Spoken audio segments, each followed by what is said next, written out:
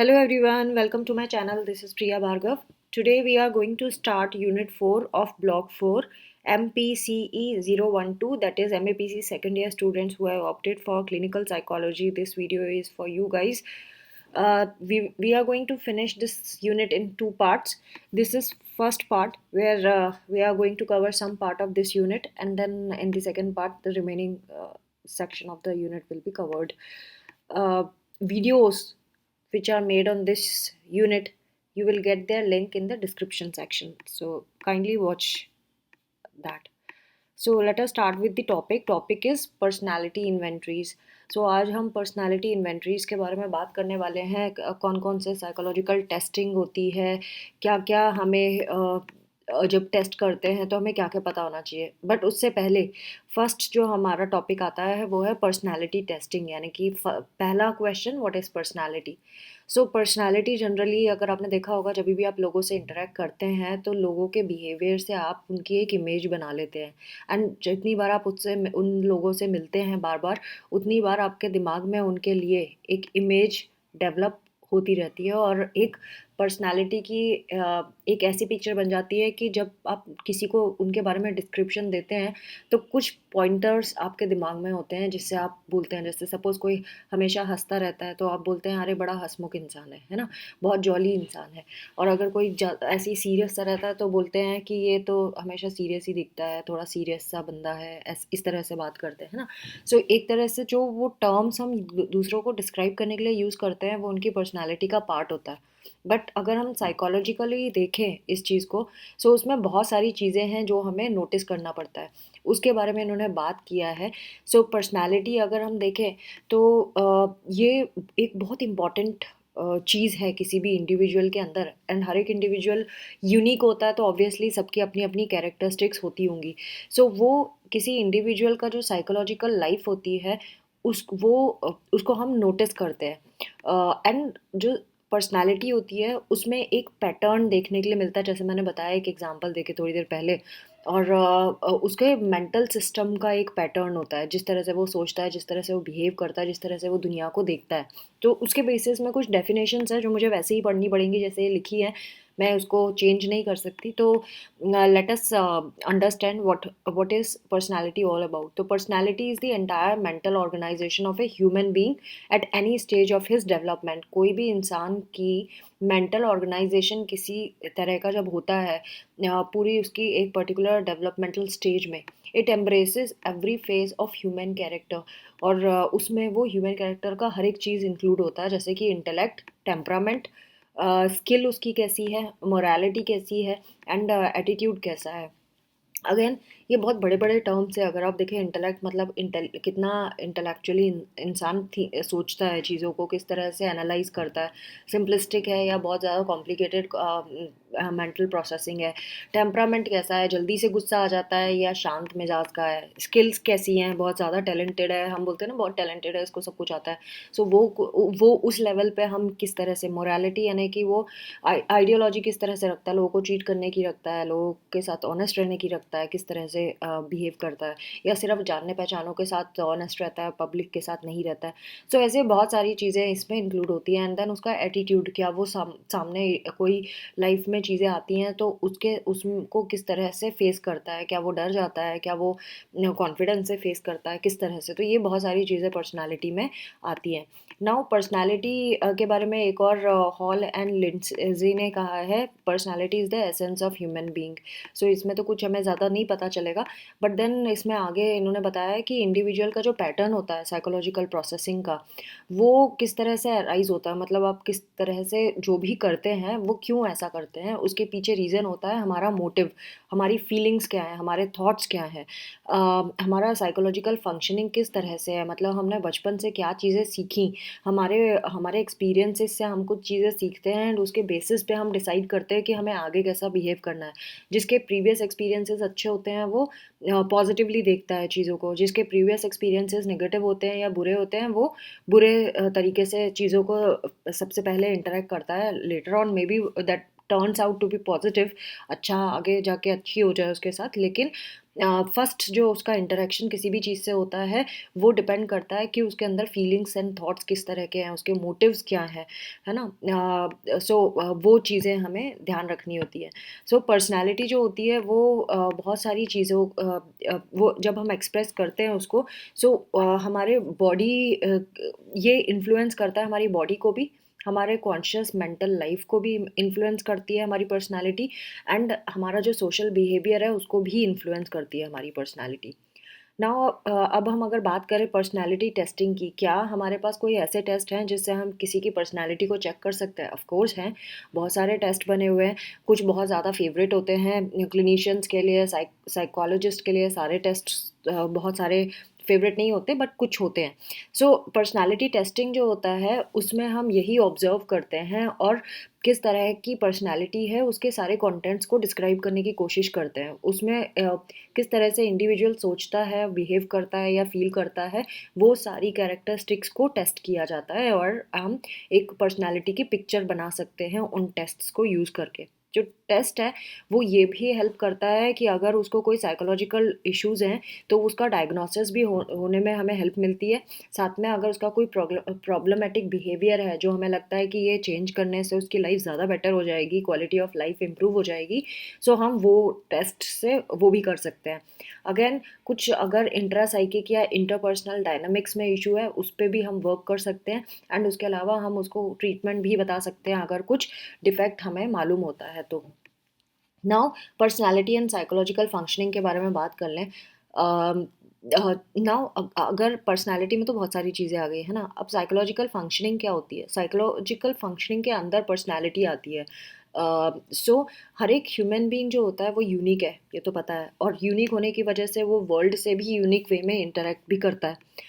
Personality तो जैसे कि मैंने बताया कि जिस तरह से इंसान सोचता है या बिहेव करता है वर्ल्ड के साथ, वो उसकी पर्सनैलिटी होती है, जिसमें बहुत सारे उसके पैटर्न्स भी आते हैं। कि एक पैटर्न मतलब कि जैसे मैंने बताया जॉली नेचर है कि सैड नेचर है, उस तरह का। सो उसको हम एसेस भी कर सकते हैं, बहुत सारे टेस्ट है।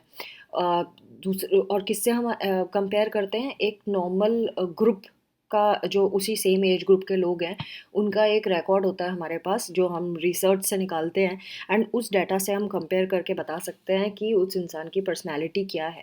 अगेन पर्सनैलिटी जो है बहुत तरीके से इन्फ्लुएंस भी होती है, जैसे कि बायोलॉजिकल फैक्टर्स है। बायोलॉजिकल मतलब जो जीन्स में हम कैरी करके लाए हैं, हमारा बॉडी का मेकअप कैसा है, हार्मोनल सिक्रीशंस कैसे हैं, कोई इलनेस तो नहीं है, वो सारी चीज़ें हमारे बायोलॉजिकल पार्ट में आ जाती है। साइकोलॉजिकल पार्ट मतलब किस तरह से आप चीज़ों को प्रोसेस करते हो, किस तरह से सोचते हो, किस तरह से इमोशंस को कैरी करते हो। एंड देन सोशल फैक्टर्स, आपके आसपास के लोग कैसे हैं।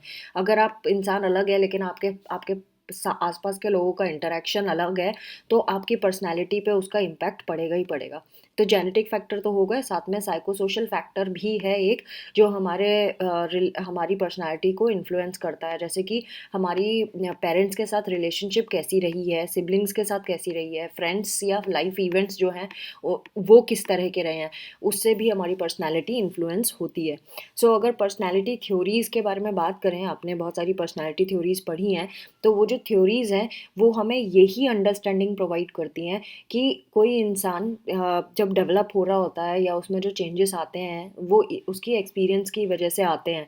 और जनरली हमारा जो बिहेवियर और थिंकिंग पैटर्न है वो एक इस तरह का बन जाता है जो हमेशा हम उसी पैटर्न में सोचते रहते हैं, है ना। एक स्टेबल पैटर्न बन जाता है, all because of our experiences. So theories जो हैं वो हमें हेल्प करती हैं यही चीज़ें समझने के लिए, हम इंडिविजुअल डिफरेंट क्यों है, कोई इंडिविजुअल यूनिक कैसे हो गया है, वो ये सारी थ्योरीज हमें समझने में हेल्प करती हैं। हम फ्यूचर में वो किस तरह का बिहेव करेगा उसको भी हम प्रिडिक्ट कर सकते हैं।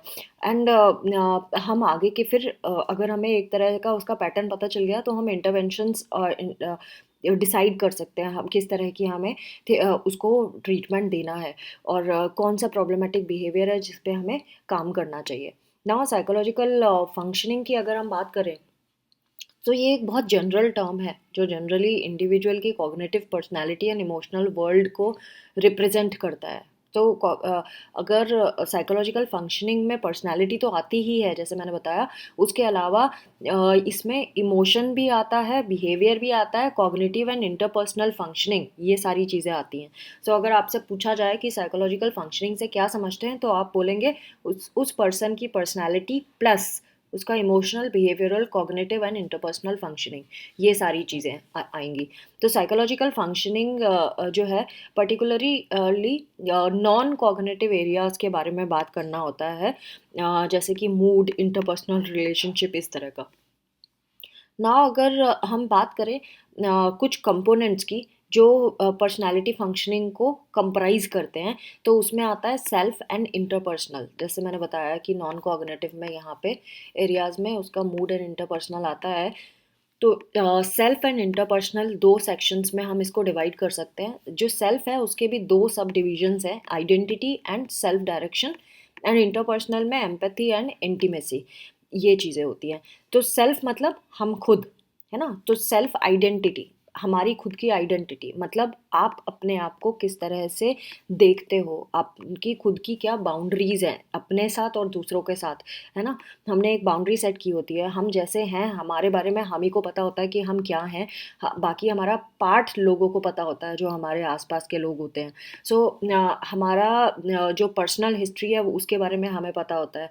हम हमारे क्या सेल्फ एस्टीम कैसी है वो भी हमें पता होता है। दुनिया चाहे आपको कोई दूसरे चश्मे से देख रही हो, इंसान हो सकता है पूरी दुनिया आपको किसी और तरीके से परसीव करती हो, लेकिन आप खुद क्या हैं वो आपको पता है।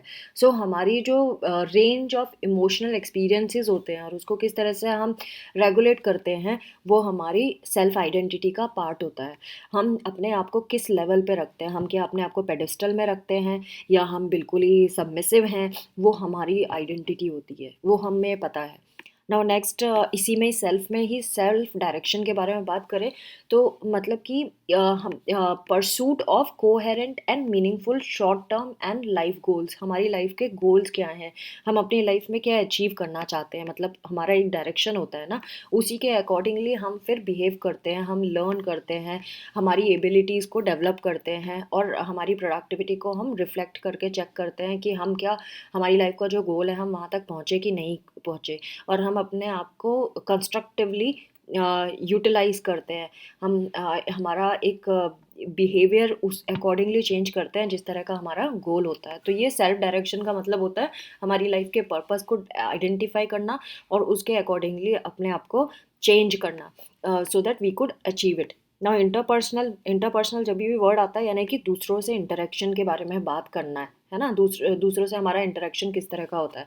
इसमें दो चीज़ें आती हैं, एम्पैथी एंड इंटीमेसी। एम्पैथी तो आपको मालूम है, दूसरे के कष्ट को अपना कष्ट समझ के देखना, है ना, दूसरे की बात को अपनी बात समझ के समझना। सो ये एम्पैथी होना बहुत ज़रूरी है जब आप दूसरों से इंटरेक्ट करते हैं। अगर आप एम्पैथेटिक नहीं होंगे तो आप लोगों के साथ अच्छे रिश्ते नहीं बना पाएंगे। सो सोशल कॉजलिटी समझना, देन दूसरे पर्सपेक्टिव को टॉलरेट करना, ये सारी चीज़ें इसमें आती हैं। मतलब किसी ने किसी तरह से रिएक्ट किया, सो आपको उल्टा रिएक्ट नहीं करना, आपको समझने की कोशिश करना है कि ऐसा क्या हुआ होगा कि सामने वाले ने इस तरह से बिहेव किया है।